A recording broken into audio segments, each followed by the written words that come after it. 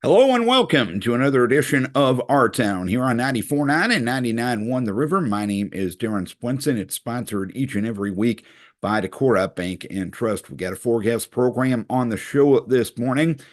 The Winneshiek County Sheriff's Office earlier this week came out with their 2023 annual report, and we will discuss that with Dan Marx from the Winneshiek County Sheriff's Office. We'll have our monthly conversation with Travis Gedkin, the city manager of Decorah. Jason Rausch, Decorah High School vocal music instructor, will tell us about the Madrigal dinner that's coming up a week from Sunday, but got to get your tickets by next Wednesday. Great meal, great entertainment on the night of the 28th of January. But our first guest this morning is Decorah Area Chamber of Commerce Executive Director Jessica Rilling. New event coming up next week, Restaurant Week in Decorah. Jessica will tell us all about it next as we start Our Town. It's brought to you by Decorah Bank and Trust, and you're listening to it on 94.9 and 99.1 The River. Coming up next week, something new from the Decorah Area Chamber of Commerce. It's Restaurant Week, and here to talk about that is Jessica Rilling, the Executive Director from the Decorah Area Chamber of Commerce. And Jessica, how'd you come up with the idea to have a Restaurant Week in January? Yes, well, I would say the idea of Restaurant Week isn't new, and I think a lot of folks that have been in big cities or maybe traveled some in the winter months have come across these. So we were inspired by ones that take place other places. Rochester has a great model and also does a Restaurant Week in January. And then we were looking to see who else in Iowa might be trying this. And there are quite a few communities, including some that are close to our sides, like Fairfield. So Restaurant Week, for people who might not be familiar with it, is really a showcase of your local eateries. They typically happen in the colder months as a way to help generate business for those restaurants during what might be a slower time, but also really meant to be a showcase. So a reminder of all the places we have to choose from. Maybe they pick a special dish or offer a special promotion. And just encouraging, both residents and visitors to revisit someplace they haven't been in a long time, try something new, or just support their favorites. And from what I understand, the participation you're getting out of this is pretty big, correct? Yeah, we were thrilled. It's the first time, and we really had such positive feedback. We have 18 participating locations for Restaurant Week, and some of those I think are leaning into some traditional Restaurant Week models. So like Twin Springs and Rubaiyat and Lorana all have like packaged specials where you're getting a certain meal at a great price.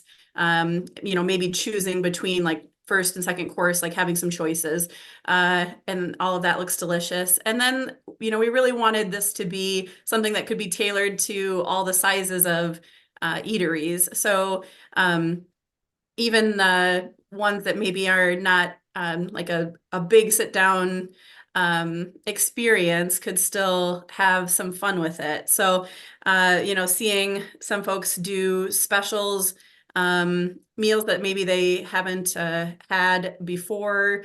I didn't know that Old Armory Barbecue gets in fried oysters. I Wow. had a great talk with Matt. So, that's, and I don't know if other people know that. So some of this stuff is just it's a great chance to get out and eat, obviously, but also to try some new things and go into places you maybe haven't been before. And honestly, I don't know, we've been working on all the promotional materials and it just makes me very hungry.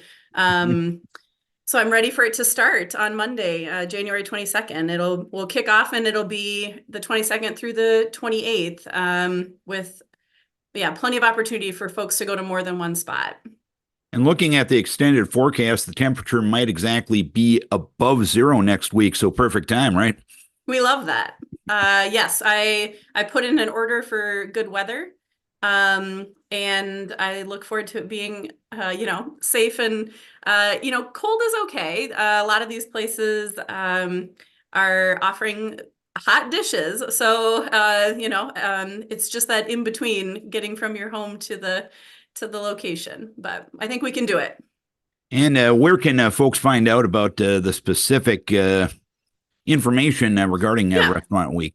So we pulled everything together into a nice big summary. So that's available at decorahareachamber.com. There's a link on the homepage that takes you to Restaurant Week. So people can see, all 18 locations and then like the basics of what everyone's offering. Some of the specials are just like the special for the whole week. And then there are some that are more day specific. So like Convergence has some specific events each day. There are a couple great breakfast things showing up. So like Blazing Star is offering a brunch, just on the Sunday of Restaurant Week with bottomless mimosas. But yeah, so the full list will be on the chamber website. And then we definitely encourage everybody to check out the individual, social media and stuff coming out of the restaurant specifically. So that's a place where they can provide updates and more about the dishes than we can maybe fit on that summary page. And it's all about supporting local businesses Yeah. because all these restaurants, they're the ones that support a lot of activities in town, other events in town, and a lot of things they donate to charitable causes in this community. And another great way to thank those businesses for what they do for our community, I'd imagine. Yeah, exactly right. Like I said, just a showcase and really a chance for the community to say thank you. Like, thanks for being here and giving us really, for the size of our community, we are so blessed with a lot of choices for food. So I think this is a week to say thank you. We also know that folks really feel motivated to travel for food.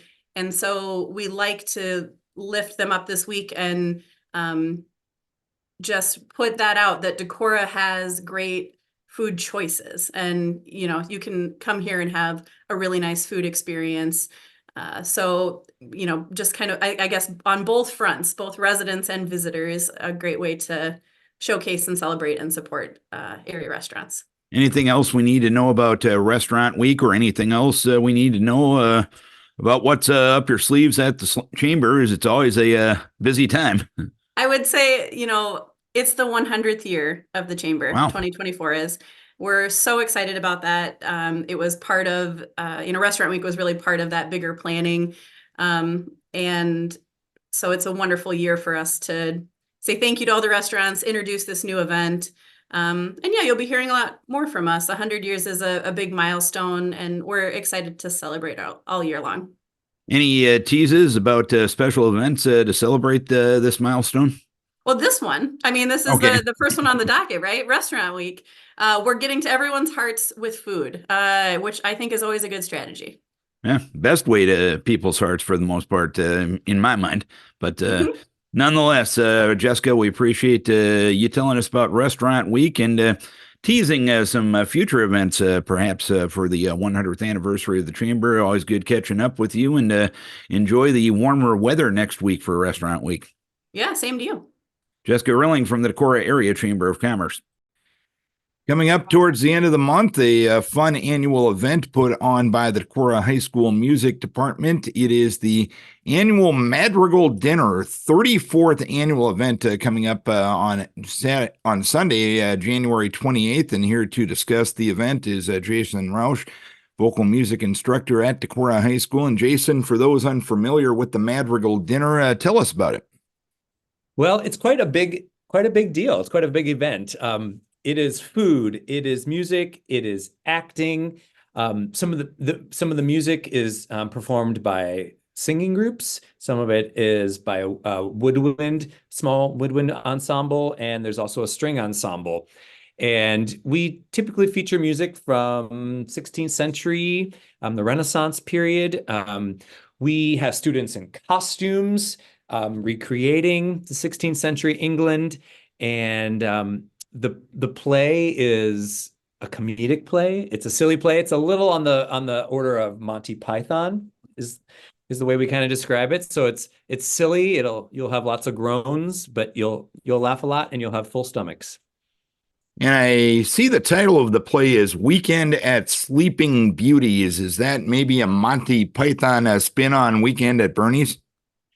Yeah, it's exactly what it is. KT Truen is directing our cast of 6 actors, and basically what it is the king's daughter is a beautiful singer, and he wants her to perform for the royal court. However, she has been given some kind of potion that has put her to sleep. So the jester and Mertensire decide that they are going to make it seem like she is not asleep, but she is awake. So they're kind of propping her up and carrying her around, kind of like Weekend at Bernie's. And well, the king catches on pretty quickly, and the plot is all foiled, and but then some other people in the cast repair or bring her back to being awake again, and all is well. But there's a lot of comedy through it all. How do you come up with an idea like that and yet fit it into the 16th century England area that you want to be kind of showing off during this Madrigal dinner? Well, we actually purchase scripts for the Madrigal dinner. The Madrigal dinner is a long tradition. I don't know if it dates back to the 1960s or 70s, but there's a gentleman that did them at a college in northern Minnesota, and he has a company that has been passed down through his family, and that's where we purchased these scripts. And then we were invited to make them kind of work for our show, our community, change some of the jokes so they land more for the people that are here in Decorah. So that's where we come up with these scripts, and it's tied in through this whole thing. It's a long tradition. There used to be a lot of schools and colleges that would do these, and some still do, and some have moved on to other new traditions. But here in Decorah, we've been doing it since, I think, the 1990s, when Lynette Wilson and Liz Fritz started this. How many young people are going to be involved in this presentation? How long have you guys been working to put this Madrigal dinner on? Yeah, I would say there's probably with the kitchen help and servers, we probably have I'd say around 60 to 70 students that will be involved. We have about 40 students that are singing, but some of them are also playing an instrument. Some of them are acting. So we have been working on this since around Thanksgiving time is when we started our music rehearsals. The cast has been putting the play together over the last few weeks, and yeah, it all quickly comes together, especially with a few snow days mixed in there. Definitely. That's definitely been the case for a lot of school districts as of late. We've touched on the entertainment aspect of the Madrigal dinner, but I've seen the menu for the Madrigal dinner. If you walk away hungry from this, it's your own darn fault. That's right. We're so fortunate to have Chad Elliott here at Decorah Schools, who is a great chef, and he puts together the meal, the menu, and the main dish is a roasted pork, and with mashed potatoes, steamed vegetables, assorted cheesecake or strawberry pie. Of course, we get coffee. You get some punch for our wassail toast, and a lovely salad and bread. So people are always really enthused by the meal, and we're just really lucky. I mean, you think, oh, I'm going to go eat a meal at school. No, this isn't your normal school meal by any means. And we have great school meals here too. I guess what I'm trying to say is we're just so fortunate at Decorah Schools to have the food that we get to have each day, but even more so at this special event. And folks that want to be in attendance, and after what we've touched on, why wouldn't you want to be in attendance? Better get your tickets soon, from what I understand, correct? Yeah, we're down to just about 80 tickets of our 220 are available, and we are selling those through Wednesday, January 24th at noon. And those tickets cost $25 each. People are seated at tables of 6, and there are tables that are available. So if you have a group of 6 people that want to all sit together, you can still purchase a table for you and your friends. Well, that meal alone, most places would cost you more than $25, and you get great entertainment to go along with it. It's a heck of a deal, isn't it? It is really quite a deal.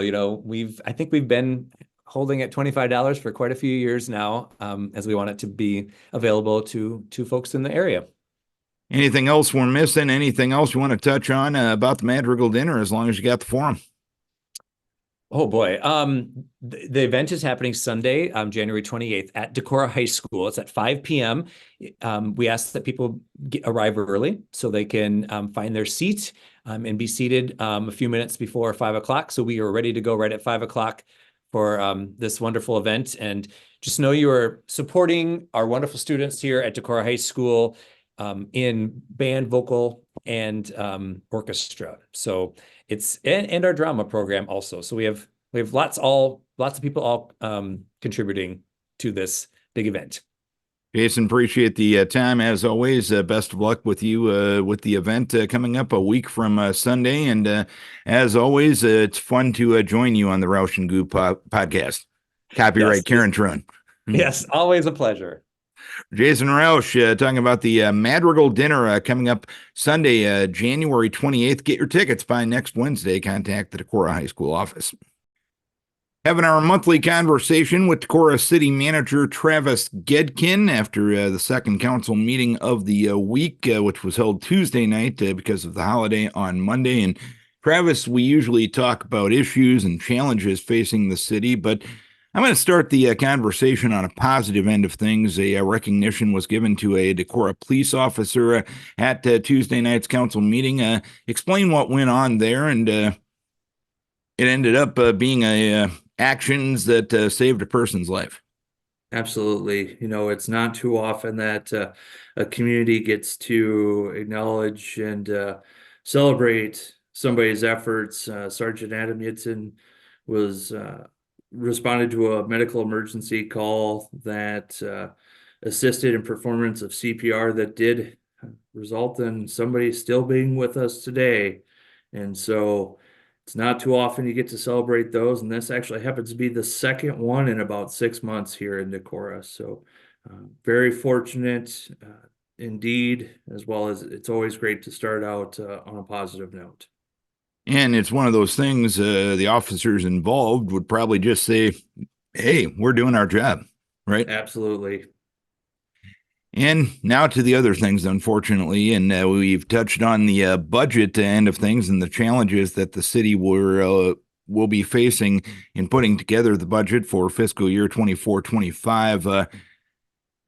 I know you've maybe ran a preliminary budget to this point, and that's very preliminary at this point without any further input from the council. What's the latest regarding the challenges that the city will be facing in putting together that budget? Yeah, and I know a lot of people, the property tax system here in Iowa, it's not something most people are going to understand, nor would I expect them to. I mean, the residential rollbacks loosely based on the price of corn and soybeans. So it's, but I know this past year when everyone received their assessments on their property, what their property valuations were going to be for the upcoming fiscal year, there was a lot of concern. People were seeing an increase in their residential properties, 15, 20, some maybe even 25%. However, in the state of Iowa, much like the letter you got from Jim Alstead on this, you're not taxed on full value of your home. So that 15, 20, 25% increase for all of the city of Decorah, that averaged about 18%. However, given the taxable valuation, that only increased by 0.22% here on residential properties here in Decorah. So I want to emphasize that residential property tax rate, while you saw that valuation jump considerably based on market trends, that doesn't do the same thing for your taxes. The preliminary numbers that we've got at this point, based on House File 17, couple changes there. Last year we had about $400,000 in properties that were exempt in value, and this year that's now $3 million in exemptions that are out. So that brought down some taxable revenue. Similar impact with House File 718 on the now what's called the combined general fund levy. So we used to have the regular general fund levy, which was capped at $8.10, and had the option of a 27-cent emergency levy for anything beyond the 8.10. You add those two together, that's 8.37. House File 718 took 15 different levies, added them to the combined to the general fund, and created the combined general fund levy. Over 4 years, that is going to be ratcheted down by Decorah based on our growth rate until that rate gets back below 8.10. So that max rate, which was 8.37 before, is now $8.20 and some further change. That reduction is about $68,000 off the top. In addition, the state backfill, which was promised as part of 2013 legislation, which reduced commercial industrial tax rates, that is being eliminated. That's a further reduction of additional $50,000. At the end of the day, the general funds, so police department, fire department, library, parks, rec, anything not water, sewer, or street related, we have a whole extra $85,000 to play with for this fiscal year.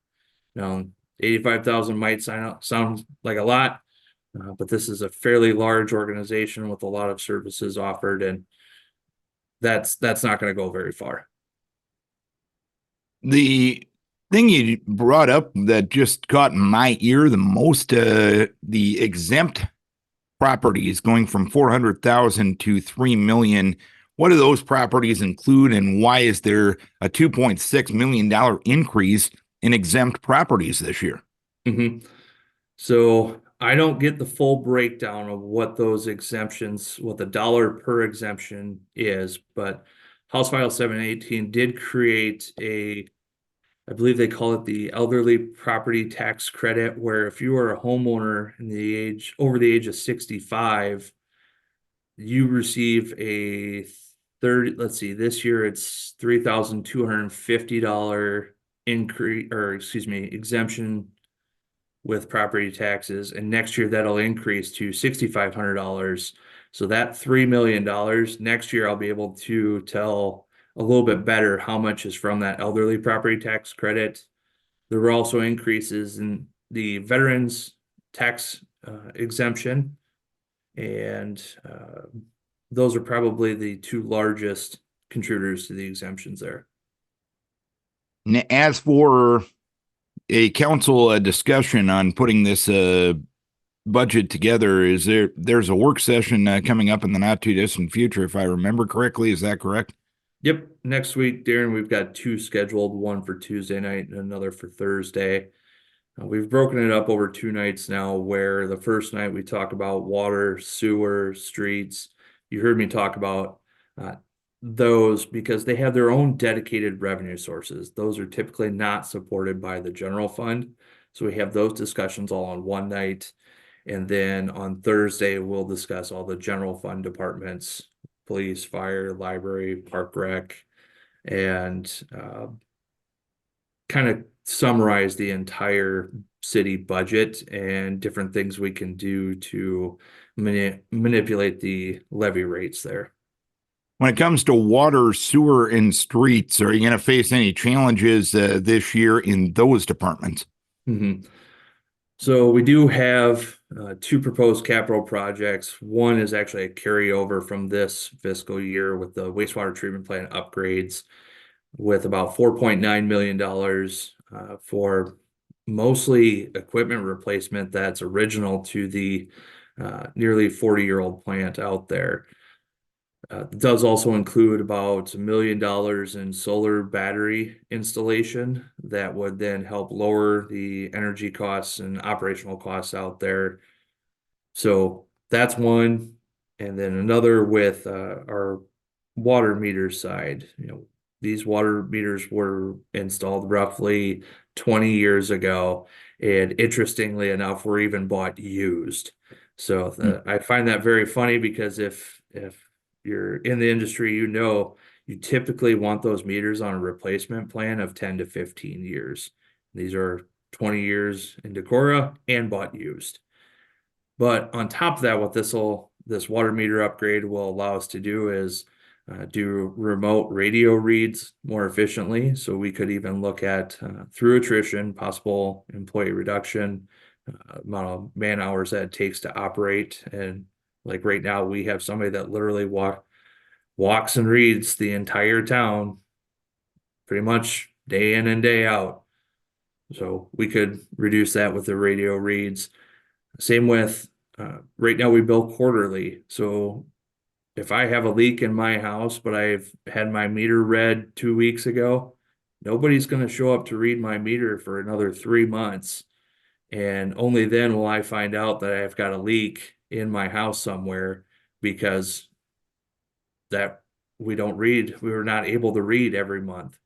So that's another change we want to get to the point where we can start billing monthly, and that'll help people identify leaks a lot faster as well. And from what I understand, most municipalities are going to these radio signal type meters as compared to the old meters that required an individual to walk around town and use the clipboard and pen, right? Absolutely. And the smart metering that's out there today, so much more advanced. City Hall could actually, depending on the level of meter that we buy and the software that accompanies it, we can actually receive alerts that, hey, this property had 100 gallons of usage at 3 a.m. That's atypical of this residence. May want to contact them about a leak. So we can get alerts on the day that the leak may have started. So much more advanced than what's in place currently. And I guess to further ask about the water, sewer, and street end of things, related to the changes in property tax, will those aspects of city government, will they face any shortfall challenges moving forward, or the fact that they're pretty much self-serving, will that alleviate any challenges in those three specific departments? Mm-hmm. Since they are self-serving, that there's not a concern about with property taxes being able to afford those systems. They are all supposed to be, water's supposed to run off our water rates, and the same with sewer, run off sewer rates. But as the budget's drafted right now, we do not have a budgeted increase for water or sewer. Here's my caveat. That is primarily because with those two capital projects, there will be a bond issuance. We'll borrow through the SRF, the state revolving fund, which used to have a locked-in interest rate around 2%. And about 2 months ago, they announced that they were changing the interest rate to better reflect market conditions. And so we don't know what that payment's going to look like at this point. So we want to wait until we're far enough along in the process that we know what our annual debt repayment's going to be and make sure any proposed rate adjustment will be sufficient to cover that debt payment. You're going to have to replace your city engineer, Jeremy Brill, getting himself another opportunity. He'll be leaving at the end of February. He was the first in-house engineer in the city of Decorah. What are you going to do with primarily the job description for the city engineer moving forward? Because I'd imagine you want to keep that position in-house, correct? Right, Darren. Yeah, there's a lot of efficiencies gained by having an engineer in the organization, especially one as excellent as Jeremy is and was for us. He will be greatly missed here within the city. And so actually next week on Monday night, we're going to have a work session to discuss the job description. As you noted, Jeremy was the first in-house city engineer, and that job description that he has doesn't necessarily align with the job that he does. And that might not necessarily align with the job that he should be doing. For example, the city engineer, I don't know that we want to have a city engineer that we're paying for a PE stamp also required to have a Class B CDL so they can plow snow.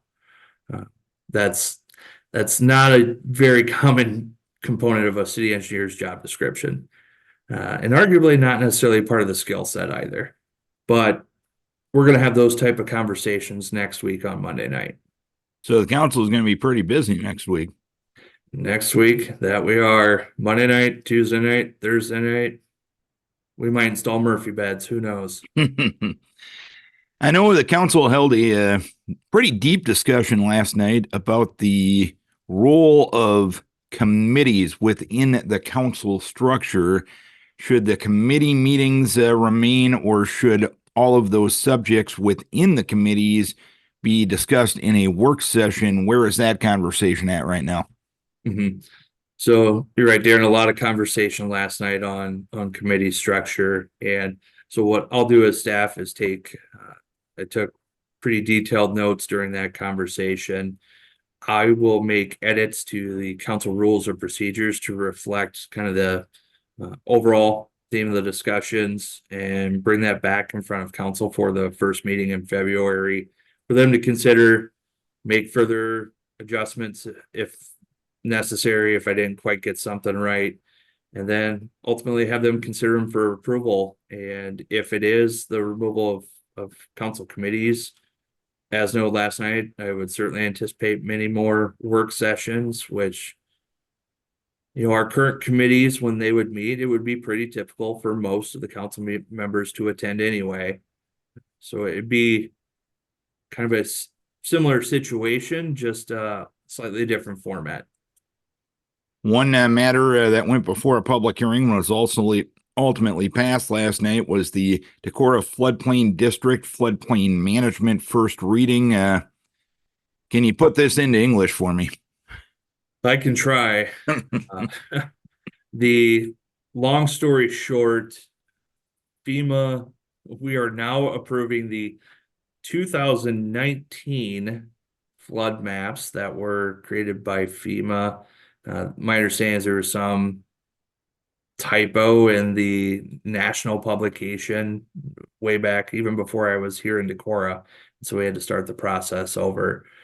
But these flood maps, we have to adopt by February 22nd to continue to participate in the National Flood Insurance Program. The NFIP allows people in the floodplain to buy subsidized flood insurance if they have a federally backed mortgage that's required of them. So if we don't adopt these maps, the city can no longer participate in the NFIP, and that means anybody that needs flood insurance for their mortgage now has to buy it on the market. No federally subsidized, so all their premiums will go up. And so it doesn't necessarily change the fact that you're in the floodplain or you're not in the floodplain. It is what it is. This ordinance all primarily stems around the NFIP. And the council will hold a public hearing regarding digital sign changes within the zoning ordinance. Explain what will be considered at that public hearing, which I believe is next month, correct? Correct. Next month, our second meeting in February, there'll be a public hearing. Primarily, right now, digital and electronic signs. I know we've seen several of them in town, but overall, city code prohibits them. And so the ones that we do have in place have either been granted through a variance or as part of a commercial site plan process several years ago. Prior to that being, now it's a zoning administrator duty. Before, all signs were approved through council. So right now, code prohibits digital and electronic signs. The current ordinance, as it's drafted, would allow for digital, meaning that I've got a computer program, I put in the slides, and it'll actually change on its own what's displayed. Digital signs would be allowed in all industrial and commercial districts except the C3 downtown district. And then electronic signs, meaning I still use a computer to create a slide, essentially, or just digitally change numbers, much like we see on the fuel pumps. That's still technically a digital, or excuse me, an electronic sign. Those would be allowed in all commercial and industrial districts. With the C3 district, anybody using an electronic sign would be limited to the hours of their business operation. That's what I've got in my notebook. Travis, anything else on your Microsoft Word document? Oh, at this point, it's all budget, Darren. Until we hit our, we'll call it our dead time, where we get our notice up to the county and they send out the notice to every property taxpayer in the county. then we just sit and wait and can't do anything for about 3-4 weeks and hold that hearing and then keep going. Travis, appreciate the time and the information as always. Thanks for the time, and stay warm. Absolutely. You try that too, Darren. Travis Gedkin, manager of the city of Decorah. Having a conversation this morning with Winneshiek County Sheriff Dan Marx. Dan and the sheriff's office recently released its 2023 annual report in regards to calls for service, accidents, charges, civil service, jail, etc. And Dan, before we get into the weeds on those specific numbers, when it comes to this report, what does it tell you? What doesn't it tell you? That's a great question, Darren. And yeah, so this report should always be looked at as a general snapshot or synopsis of some of the actual numbers that we have, but it is not encompassing and it does not tell the whole story. As anyone knows who's being honest, numbers are always need to be looked at within context. So for instance, we could have one call to service that generates one stat, and it could be a case that maybe takes us 3 months to investigate. We could, for instance, have 20 calls to service, calls for service that generate 20 stats, and that might, all 20 of them combined, we may be handled in less than 2 days. So it's not necessarily telling. Numbers are always important to give us a picture of what's going on, but they don't always tell the whole story. So they should always be looked at within context.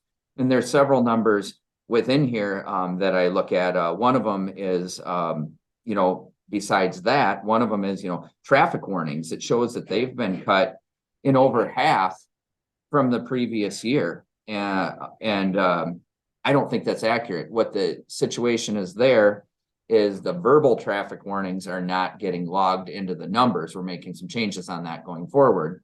So only the written traffic warnings are getting logged into the numbers. So when you look at our traffic warnings, for instance, in 2022, going from 268 in 22 to 122 in 2003, that's misleading.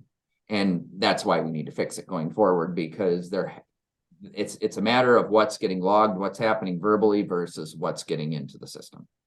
And on that front, you go back in the history for overall calls for service in 2020, there was 6,517. And the last 3 years, there have been over 9,000 calls for service. Did you change the way a call for service got logged into this report at that time? Yeah, there's a real clean explanation for that. We switched record keeping systems that did a better job of tracking our calls. Well, simply put, anything related to this report stand out to you, or is it one of those situations where a lot of the numbers seemingly are the same from the previous year? Yeah, contrary to most years where we can see a trend and we see certain numbers either plummet or spike. This year, we didn't really see that. We saw some things go up, some things go down. Our overall calls were up by about 100, almost exactly 100. Pretty minimal increase compared to what we've seen in the past. So no, we didn't see a lot of trends change from 2022 to 2023. Very different than what we had seen from like 20 and 21. And I know part of it is the record keeping system changes stats, but there was some real differences in trends that we saw kind of through that 20 and 21, where things kind of leveled off these last couple of years through 22 and 23, where we didn't see a lot of things that really stood out as being tremendously different from years past. One stat I'm looking at, the total accidents reported, they were down slightly in 2023, but car deer accidents were down a relatively significant number this year, down about 72 from the previous year. Are hunters doing a better job of cleaning out the herd? Are deer getting smart enough to stay away from the paved roads? What's happening there? Well, I think it's several factors, and I'm gonna take a guess that it's probably a combination of an all of the above situation. Perhaps the deer are getting smarter and they're looking both ways before they cross the road. I don't think it's probably that one. But you know, we can look at our motorists getting more aware of scanning the ditches and driving slower during that dawn and dusk time period to where the hits aren't happening quite like they used to. It could be a matter of you know, the deer population is being managed a little better to where there aren't quite as many deer out there. And the other reality is we only have stats in what was reported. So we hear about a lot of deer accidents. We see the same as all the other motorists do, that we'll be driving down the highway and we see deer that have obviously been hit and we didn't receive a call on it. So we don't know what we don't know. And the people that are going on and just settling up directly with their insurance companies, of course, that doesn't make it into our stats. And I do think there's a lot more of that happening as well. I think the insurance companies have gotten a lot more relaxed on when they used to require a police report or a law enforcement report from the sheriff's office every time something happened. I think with deer hits, they got so prevalent that they're not being as picky with their customers anymore. And therefore people aren't calling us as much, because the main reason they call us in general, unless they're just stranded alongside the road, is they want to have a police report so they can collect on insurance and make sure that everything goes smoothly that way. So I think that's a major factor as well. The county did see a 24% increase in personal injury accidents, and the number of fatalities in accidents matched a 6-year high as well. Anything to conclude there? Yeah, we had a bad year when it comes to personal injury accidents, and especially the fatal accidents that we had. It is a 5-year high, and I will point out that they stemmed from just a few accidents that unfortunately had 2 of the 3 fatalities we had multiple people killed in those accidents. So yeah, I'll leave it at that. And I know I remember having a conversation, I can't remember if it was last summer or the summer before, that there was a significant increase in drug-related crimes in Winneshiek County. Are you seeing a trend in any direction related specifically to drug-related crimes? We are. If we have seen a spike in something that's significant and notable, it would certainly be from the drug perspective. Drugs and let me just refer back here to make sure I'm being accurate. There's 2 notable increases, and that would be, and I'll get to both of them, but that would be drug related offenses and burglaries, those 2. And oftentimes they go hand in hand. We've seen a significant spike in both. And I think the drug related, I equate that to just our deputies and our investigators and especially our drug investigators doing a very good job at detecting these crimes, following up on leads that we get from the public, which are immensely important in drug related activity, and following through and seeing these cases through to charges and most of the time convictions. So, you know, one thing kind of leads to another, and success builds on success. And I'm fortunate to have an excellent group of deputies who go after this stuff, and they go after it hard. We've been sent a clear message from the people we serve, our bosses in the public, our citizens, that is what they want a focal point on. They want drug activity dealt with. Nobody wants a drug house next to their house. And we've listened to them, and we go after it hard, and we do put a priority on that. Likewise, we've seen burglaries and attempted burglaries go up significantly as well. And I think a lot of that has to do with drug activity. When people get desperate, things happen. I still want to point out that overall our burglaries and attempted burglaries are not that many, but it's still a spike from what we've seen in the past. And I know when it comes to statistics, you just brought up the burglaries and attempted burglaries aren't that many, but if it happens to you, it's one too many, correct? Absolutely. And that's the key, what you just said, Darren. If there's 1 or if there's 100, If it happens to you or your family, it's important. And we look at that with every crime. It doesn't matter if it's a dent in someone's mailbox or if it's whatever it might be, no matter how seemingly small the crime is or how seemingly large the crime is, when it happens to you or an individual or person that you know and love, it hits home. And we need to take every one of those seriously. And especially when you take something like a home invasion or a burglary, that is very personal. That gets to the heart and the core of your home and your personal space and your private space. And when you are the victim of something like that happening, it's very personal, and it's an invasion, and it's a personal invasion, not only a home invasion, it's a personal invasion. And we take that extremely seriously. On the drug-related front, just north of Winneshiek County, marijuana is now legal. Have you dealt with any issues related to that, being right next door to a state now that where recreational marijuana is not a legality situation or a drug-related offense? We have.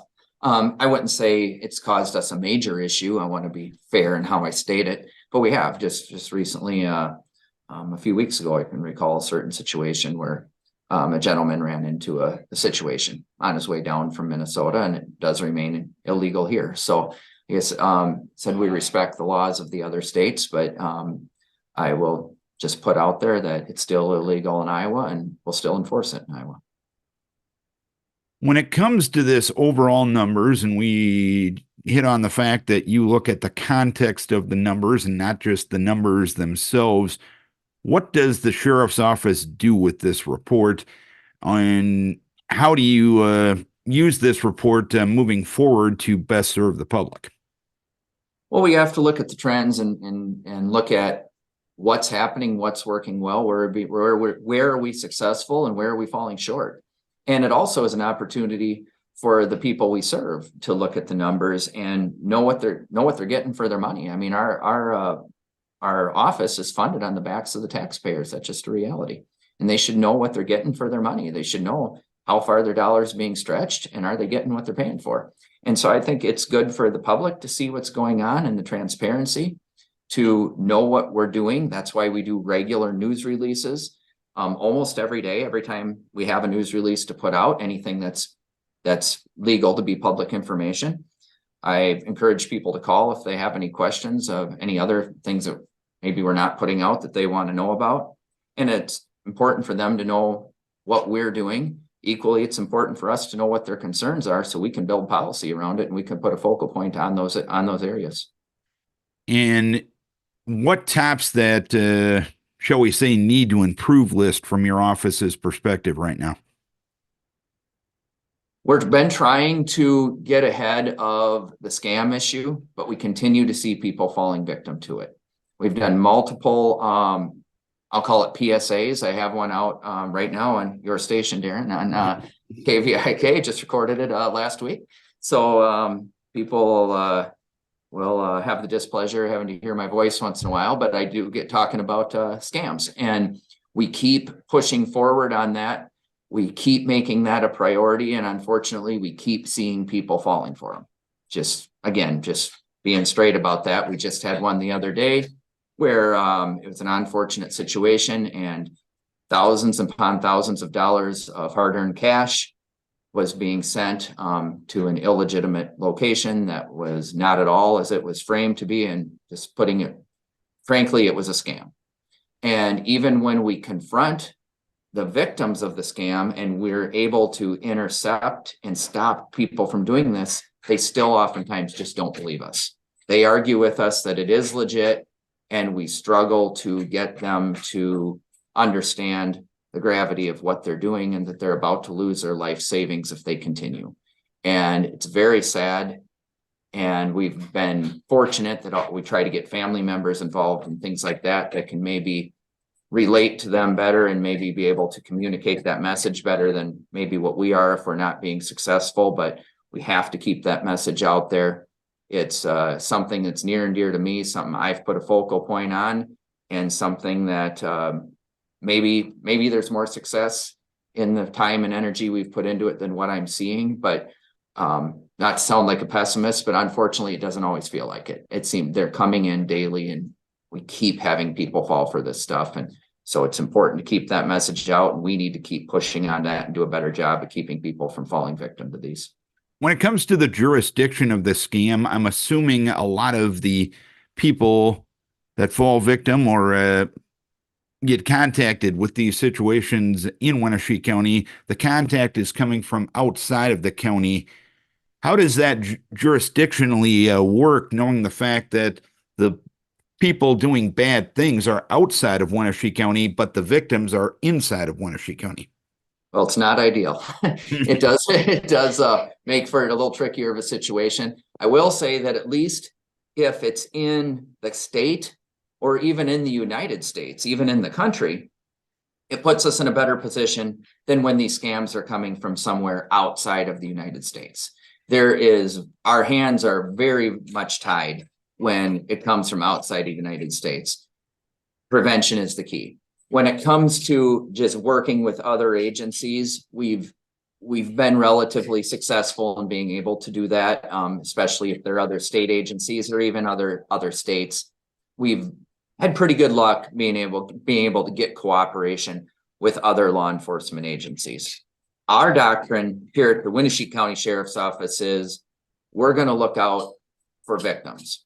And so they rely on us. We're their representative. So regardless of whose jurisdiction it is, we push hard on their behalf. If it's something we can act on, intercept, file charges on, we'll do it. But there's just certain times where we can't, and we have to rely on another agency. And in those cases, we push hard to get that cooperation with those other agencies, because if we can't get the cooperation with them, the citizen we're working with sure as heck isn't going to be able to. I mean, that we are their representative, and we take that very seriously. They're the ones that are out the money. We're their advocate.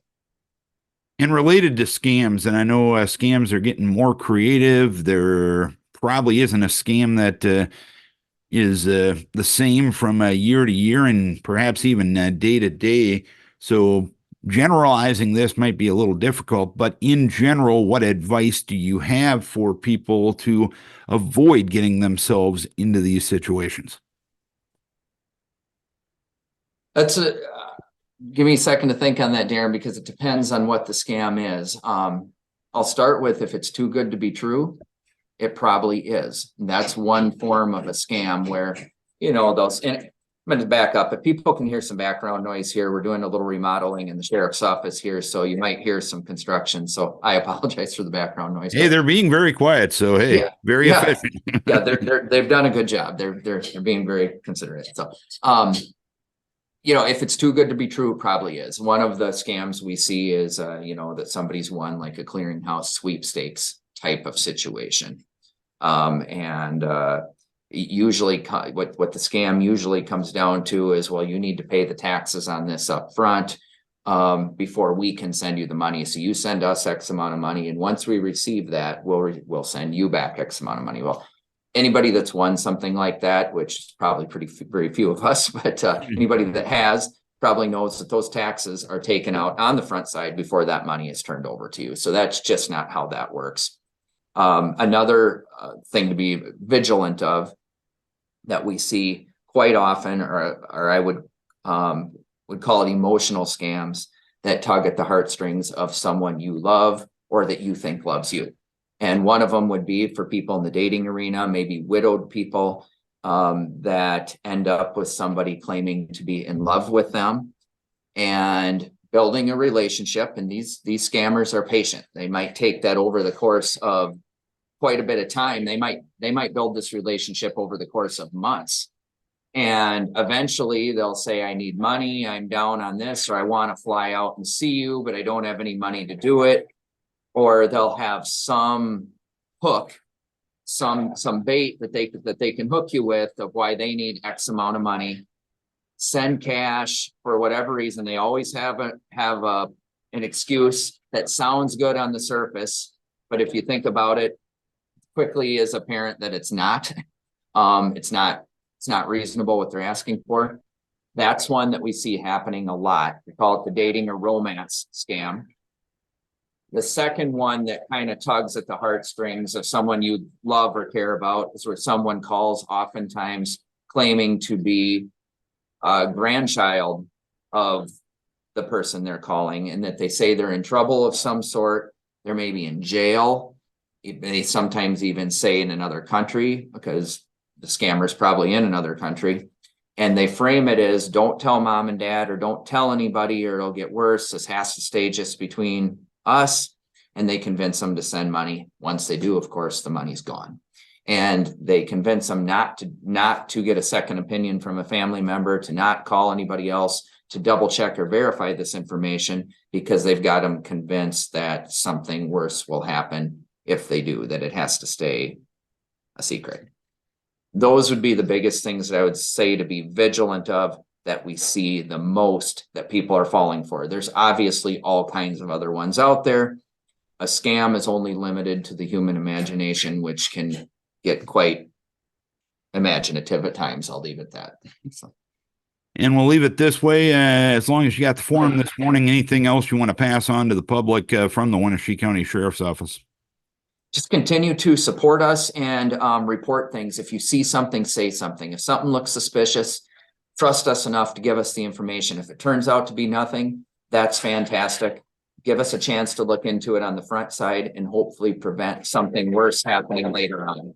So just to prevent things on that front side and allow us the opportunity to get ahead of it. It's so much easier to have a successful outcome when we can get ahead of something versus working at it from the backside after kind of the situation's off the cliff. All right, Dan, we appreciate you taking some time telling us about everything going on at the Winneshiek County Sheriff's Office. Thanks for the time, and thank you and all your deputies for what you do for our communities and to keep our county as safe as possible. Yeah, no, thank you for the time, Darren. And actually, this is a good time to end it. I just had our county auditor, Ben Steinis, walk in my office and have a brief meeting with him. And so you picked a real good time. I don't know if Ben wants to say hi here, but Hey. Hello, Ben. How are you? Hey, how's it going? Doing excellent. How about yourself? Doing great. Doing great. This is live real-time interviewing here. Exactly. So, all right. Well, thanks so much, Darren. Appreciate the time. And yeah, the other thing I would put out to everyone, if they ever have any questions or concerns about anything, give us a call. We have an open door policy, and we love to hear from people. That's the backbone of how we proceed forward. Winneshiek County Sheriff Dan Marx. Hey, thank you to our guest on the program this morning, Jessica Rilling from the Decorah Area Chamber of Commerce, talking about Restaurant Week in Decorah next week. Jason Rausch, Decorah High School vocal music instructor. Jason told us about the Madrigal dinner coming up on the 28th of January, but get your tickets by next Wednesday by contacting the Decorah High School office. Also, Travis Gedkin, city manager of Decorah, joined us for the monthly visit.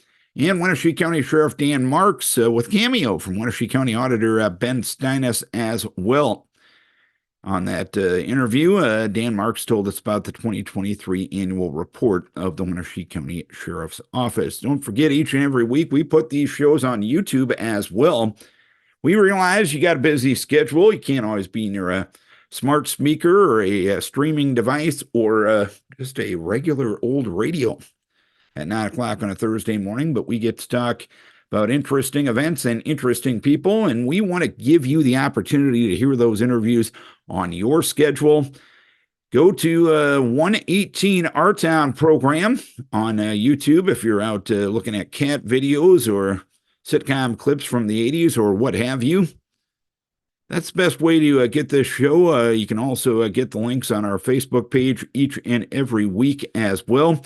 All of our Facebook pages, 94.9 and 99.1 The River, KVIK Radio, KNEI Radio, and of course, Hawk Rock. That's just the way we try to stay in touch as well as we can with our communities, because it's all about serving you here at LA Communications. Thanks to Decorah Bank and Trust for being our sponsor. Thanks to our guest, And most importantly, thanks to you. That's right, you, for tuning in, for logging on, or for watching Our Town on 94.9 and 99.1 The River.